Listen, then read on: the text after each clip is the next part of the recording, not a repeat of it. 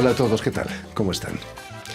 En vísperas de las fiestas navideñas, las noticias que nos llegan a diario de Ucrania, de la banda de Gaza, no invitan a celebraciones. Solo la música puede darnos consuelo y hasta darnos alas para elevarnos por encima de la dura realidad. Alas es precisamente el título del nuevo álbum de la parisina Orquesta Lutecia que dirige el argentino Alejandro Sandler.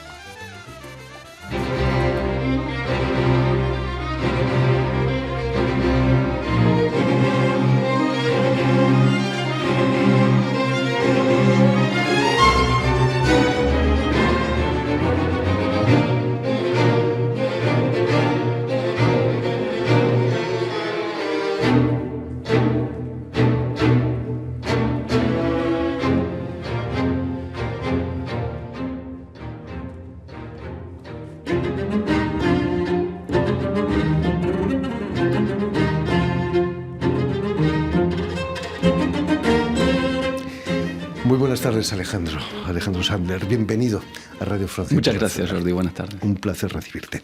Alas es el título de la obra que estábamos escuchando, obra de Gerardo Di Giusto. Cuando la realidad es difícil, hay que poder emprender el vuelo. La música nos facilita alas para hacerlo. Alas es efectivamente el título de nuestro nuevo disco con Lutecia, y esta obra está dedicada a la orquesta, compuesta por Gerardo Di Giusto y con los solistas Patrick Langó y Alexis Cárdenas, que ya son amigos de la casa. Alas, los músicos siempre tenemos una parte muy espiritual, muy como diríamos, no tan terrenal, sino bastante aérea. Entonces alas puede ser algo que nos ayuda a confrontar las realidades y vivir un poco en lo espiritual y en lo más profundo de nosotros con la música. Estamos viendo la portada del disco, Alas, se ven muchas plumas. También perdemos las plumas, ¿no? Con los conflictos, con la pandemia. Exactamente. Podríamos interpretar que es un ángel que pasó, podríamos interpretar que es un cóndor argentino, o podríamos interpretar que se pierden plumas en un ensayo de orquesta. Me temo que sí. Permíteme que explique a nuestros oyentes que has nacido en la ciudad argentina de Rosario, donde inicias tus estudios musicales. ¿Qué es lo que te lleva a la música? He leído que tu pasión era muy temprana, ¿no? Sí, desde muy chico tenía una pasión por la música sinfónica, y siempre cuento, y creo que lo conté en este programa, que me escapaba de la escuela para ir a escuchar la orquesta sinfónica. Exactamente. Y muy pronto empecé la trompeta, y bueno, fue una pasión entrar a la orquesta muy jovencito, a los 16 años. Y bueno, desde ahí la música sinfónica fue parte de mi vida. ¿Por qué escoger la trompeta? Quizás porque era el instrumento más brillante de la orquesta, quizás. Hay dos versiones. La versión más creíble es que realmente es un instrumento que me llamó mucho la atención. Era un solo disco que tenía mi papá. De trompeta tenía Jascha Heifetz en el violín, Oistrakh, Rubinstein en el piano. Pero a mí me llamó mucho la atención el timbre. Es como que cuando era muy chiquitito, muy bebito, vine corriendo y pregunté qué era ese instrumento. Entonces, desde siempre quise la trompeta. Esa es la versión oficial. ¿Qué sentías en esos ensayos de pequeño? ¿Qué edad tenías? Tenías apenas 10 años, quizás. Bueno, mi papá me llevó a la orquesta exactamente a los 10 años, la primera vez. Siempre él era dentista y trabajaba a los domingos, y se ponía la radio, y yo me colaba a la radio con él y me quedaba escuchando la radio clásica. Y era justamente el Sodre, creo que el Sodre pasaba el domingo y la Sinfónica de Rosario el viernes. Y me pegaba a la radio. Mi papá me dijo, ¿querés algún día ir a la orquesta a escuchar? Y bueno, así fui como la primera vez que fui a escuchar una orquesta, creo que tenía 10 años, puede ser, sí. ¿Y cómo nacen tus ganas de ponerte frente a una orquesta y dirigir? Bueno, en principio yo estuve becado para hacer trompeta acá en los conservatorios. Terminé el conservatorio de Lyon, superior de Lyon, pero se dio que tenía una beca del Mozarteum argentino, y en intercambio tenía que traer y dar clases, o bueno, masterclass o algún stage con lo que había aprendido acá durante 3 años. Y me vi confrontado a 40 alumnos, y había un montón de inscriptos que eran músicos de la Sinfónica. Entonces enseguida empezamos a hacer ensambles. Entonces volví de esos 3 meses, y enseguida me puse a estudiar dirección de orquesta para poder guiar este grupo de metales de la buena manera. Y enseguida, bueno, caí con Nicolás Broggiot, que no eras alumno de dirección, eras un futuro director de orquesta. Imagínate. Vas a estudiar también en la Staatskapelle en Berlín y también en Lyon, donde obtienes el primer premio de dirección, imagino, ¿no? De orquesta. En Lyon hice trompeta antigua, trompeta barroca, y también estudié toda la música antigua. Tuve mi diploma en música antigua. En la Staatskapelle Berlín fue por una beca que tuve del Teatro Colón para ir a estudiar con Leo Siversky, que era el primer trompeta de Barenboim en esa época. Y bueno, lo que se dio ya en el año 98, era bastante joven, que enseguida Barenboim, que es argentino también, me invitó a estar en los ensayos de la Staatskapelle y acompañarlo también a la Filarmónica de Berlín. Así conocí también a Abbado y me permitieron estar frente a los ensayos. O sea, mucha gente dice que era asistente de los ensayos, y eso me valió para apasionarme y tener intercambio con ellos. Y nunca me voy a olvidar que Barenboim venía a ver si, después de su carácter de llevar a los músicos adelante con una maestros cantores de Nuremberg, venía a decirme: ¿te gusta? ¿Está bien? ¿Estás todo bien? Y yo estaba con una partitura ahí. Sí. ¿Cuál es el secreto de esos monstruos de la dirección? Abbado, quizás su simpatía, su sentido del humor. Bueno, simpatía. Yo, Abbado, particularmente el intercambio que tuve yo con él, sí, una simpatía y un hombre muy, muy abierto, y lo que me constó es que enseguida me dejó personalmente de venir a los ensayos de la Filarmónica de Berlín. Pero Barenboim lo conocí en Berlín y después lo vi también en Estallo, masterclass en el Teatro Colón en Argentina. Puedo decir que en Argentina lo vi mucho más distendido, como mucho más... humano, quizás. Mucho más argentino, y en Alemania creo que son otro tipo de responsabilidades también frente a orquestas como la Filarmónica o como la Staatskapelle. Lo vi un poco más, desde ya el idioma es más duro, el alemán, que el argentino, el español argentino, el castellano. Entonces vi esas dos paletas de Barenboim, digamos. Entre tus masterclass has realizado también otra con Charles Dutoit, gran director canadiense, pero casado con Marta Argerich. Exactamente. ¿Cómo fue tu experiencia? Fue justamente que yo, en uno de los viajes a Argentina, ya viviendo acá en Francia, había una masterclass de Charles Dutoit en la Orquesta Teatro Colón, la Orquesta Filarmónica del Teatro Colón, y bueno, me pude inscribir. Era muy raro porque iba de vacaciones, pero me inscribí y me quedé en la masterclass de Charles Dutoit. Y con Argerich, Marta la conocimos con la Orquesta del Teatro Colón de Jóvenes. Tuvimos el privilegio enorme de hacer conciertos con ella en el Teatro Colón ya hace unos 20 años. Fantástico, ¿no? Que fue muy, muy, muy, muy hermoso, porque tuvo un intercambio con nosotros muy ameno y, bueno, estaba en un ambiente muy distendido también, pero bueno, fueron conciertos en el Teatro Colón. ¿Qué se siente cuando uno se acerca a esos monstruos de la música? Marta Argerich, por ejemplo. Uy, es intimidante, imagino, ¿no? Sí, creo que esa es tu pregunta. Creo que ¿qué tienen ellos? Por ejemplo, me acuerdo de Barenboim, que cuando se acercó él a saludarme por la primera vez, porque él estaba ensayando, entonces no lo quería molestar, es como tienen un aura muy importante, es como que siente que el aire se hace espeso, son gente con muchísima presencia, y creo que también eso se radica, ni hablar en su forma de tocar, sino en su forma de dirigir. Es alguien que yo admiro mucho como músico, es uno de los monstruos, como vos decís, pero creo que tiene algo muy particular. Ese aura no se aprende en los conservatorios. No, desgraciadamente. No, porque yo he visto grandes músicos ser estudiantes de dirección de orquesta y le corresponde por ahí ser músicos, intérpretes, y son monstruos, y cuando la dirección, creo que hay varias cosas que se tienen que dar. Yo no lo podría explicar, pero me acuerdo también de Rostropovich, que tuve el placer de encontrarlo, de trabajar con él como trompetista del Teatro Colón, en la ópera de Lady Macbeth de Shostakovich. Y estuvimos como un mes preparando la obra y tuvimos 10 funciones. Y me acuerdo lo mismo, salir y que él solo se dé vuelta y me da la mano y me dice a descansar, que ha trabajado mucho. Y yo no me lavé la mano por 3 días. Esos son monstruos de la música. Desde hace unos años diriges la Orquesta de Lutetia. ¿Cómo nace la Orquesta Lutetia aquí en París? Eres el fundador, digamos. Sí, exactamente. La Orquesta Lutetia nace de una invitación que yo tuve como director. Dirigía antes otra orquesta y tuvimos que hacer un viaje a España. Entonces, en ese momento, como yo soy trompetista también de fila, llamé a colegas míos. O sea, quería que sea gente del nivel profesional, pero gente joven y que tenga ganas de hacer un viaje ameno. Entonces estuvimos justamente en España, estuvimos 10 días Y después hicimos un concierto en Retribución en París con un coro de Castilla-La Mancha excelentísimo. Se canta muy bien en España. Se canta muy, muy bien. A la tradición coral. Y ellos habían ganado con respecto a música folclórica, pero es increíble cómo se canta. Fue tan hermoso trabajar con ellos y después acá que los músicos se acercaron a decirme: tenés una orquesta, ¿cuál es el próximo concierto? Fantástico, ¿no? ¿Qué año fue eso? 2011. Imagínate, ¿no? Y de pronto en el 2019 todo se para, hay una pandemia que nos ataca a todos. ¿Cómo viviste esos tiempos difíciles? Bueno, nosotros, el último acorde de Carmina Burana nos anuncia que empezamos el confinamiento, y por suerte el concierto se hizo, era en la Scala de Moulins.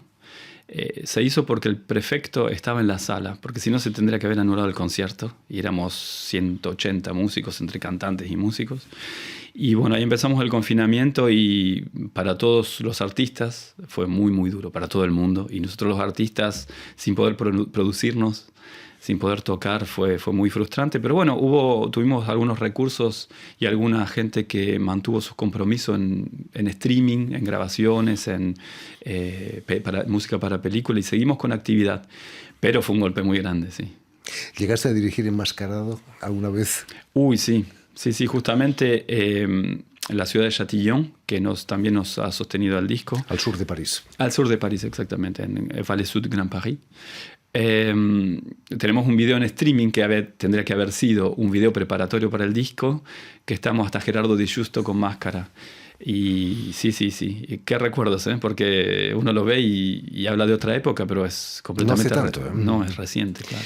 Volviendo al disco que acabas de publicar con el sello Evidence, el título Alas, como decíamos, hace referencia al cóndor, ¿no? No puedes evitar tu argentinismo.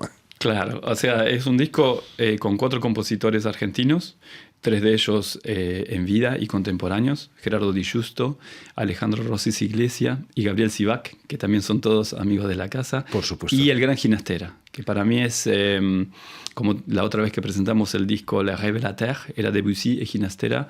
Creo que es un poco mi compositor phare, mi compositor de referencia, y sobre todo por lo que le dio y por las puertas que abrió a la Argentina con respecto a sus 3 periodos y su intercambio entre Europa y Estados Unidos, y su apertura, lo que le dio a todo el resto de los compositores que vienen, ¿no? Su legado. Estábamos escuchando la obra de Di Giusto, muy espectacular, ¿no? Recuerda, no sé, Stravinsky quizás. Sí, yo creo, siempre con Gerardo hablamos, que creo que lo que me gusta de su música es que mezcla mucho el folclore. Podemos escuchar en esa primera obra del disco una baguala en un momento, podemos escuchar un malambo, ritmo de malambo, pero que él también tiene muchas referencias a compositores como Stravinsky, Saint-Saëns, Ravel, Debussy.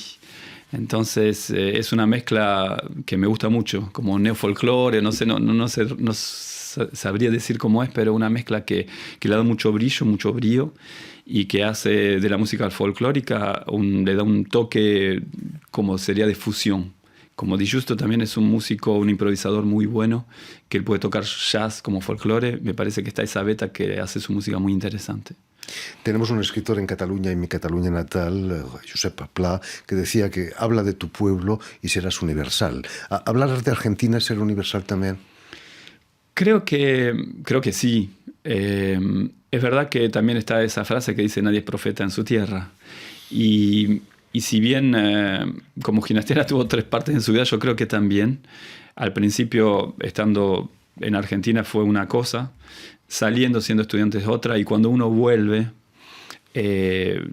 después de haber hecho el camino de Campbell, como habla, el camino del héroe, no por ser un héroe, sino por tener una misión y creer llevar a su tierra algo que encontró para compartirlo. Entonces me parece que sí, hoy en día siento que casi que es visceral de tener una misión artística, que es compartir la música argentina en Europa y compartir la música francesa en Argentina. Por supuesto que sí. ¿Cómo ha sido el trabajo con Patrick Langó y Alexis Cárdenas, venezolano, que ha estado con nosotros más de una vez?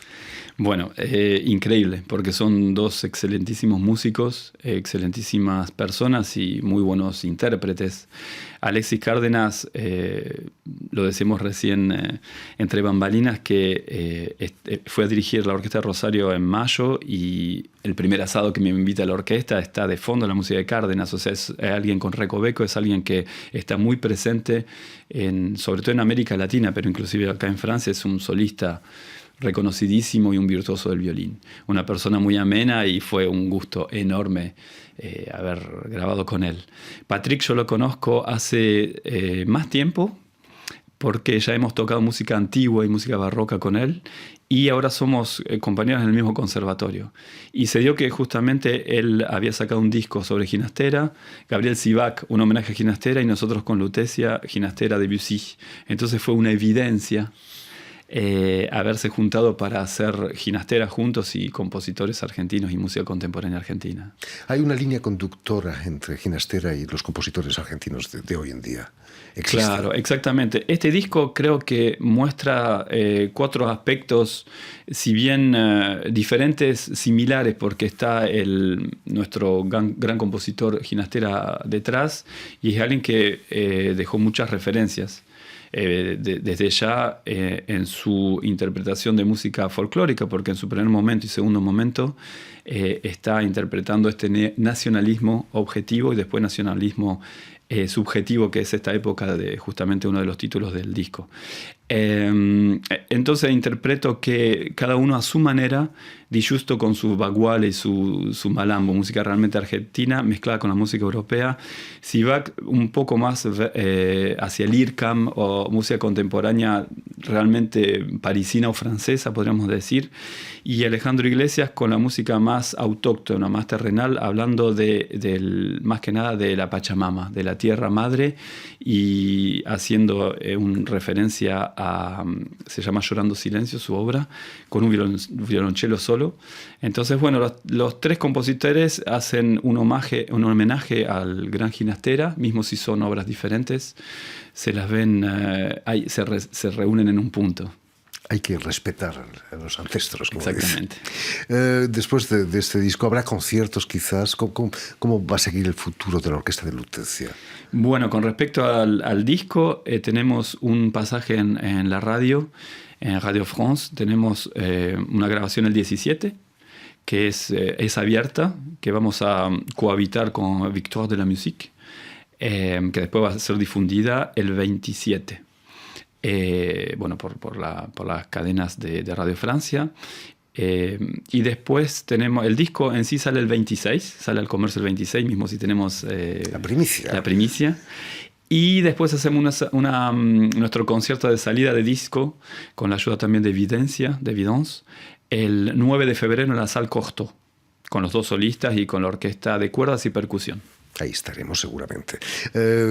¿Para cuándo un viaje a Argentina con la Orquesta de Lutecia? Me gustaría mucho. No sé si es el momento ahora, justamente con los cambios políticos que hay. Vamos a ver cómo se da la cosa. Pero lo que sí, hace muchos años que pronosticamos un viaje.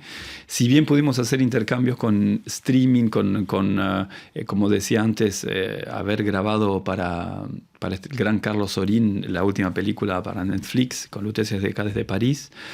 Es verdad que por el momento no hemos puesto los pies la orquesta completa. Si bien hemos ido a México, invitados por el maestro Márquez, y hemos ido a España, en Argentina la orquesta completa, por ahora soy el solo representante, pero es algo que obviamente no va a tardar en llegar. Bueno, en río revuelto, ganancia de pescadores, ¿no? Esperemos. En fin, pues ya lo saben, de momento hasta febrero no podremos escuchar aquí en París el disco, pero ha sido editado por Evidence aquí en Francia. Se podrá comprar también en América Latina, imagino, o a través de streaming seguramente, ¿no? Sí, completamente.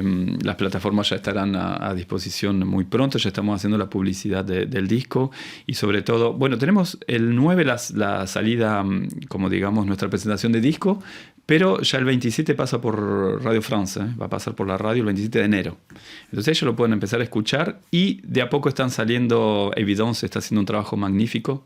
Aprovecho para agradecerle al grupo porque tenemos la suerte de hacer un primer disco con ellos y ahora somos artistas de Evidence con Patrick y Lutecia.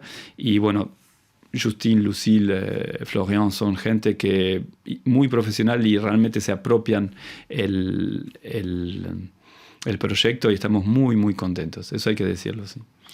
En fin, pues muchísimas gracias, Alejandro, por haber estado aquí con nosotros, por contarnos cosas tan interesantes sobre directores de orquesta. Un placer, Jordi, como siempre. Permíteme también que dé las gracias a Mathieu Leroy y a Julien Leng, quienes han ocupado hoy de la realización del programa, y también saludar a nuestros telespectadores, porque también los tenemos, que nos siguen en toda América Latina, en Rosario seguro que también, gracias a la cadena Unión Continental Latinoamericana, que transmite desde Montevideo para todo el continente, y la red TAL, que reúne televisoras públicas y universitarias de toda América Latina también. Y a ustedes, muchísimas gracias por su atención y les damos cita para una nueva edición de El Invitado de Radio Francia Internacional.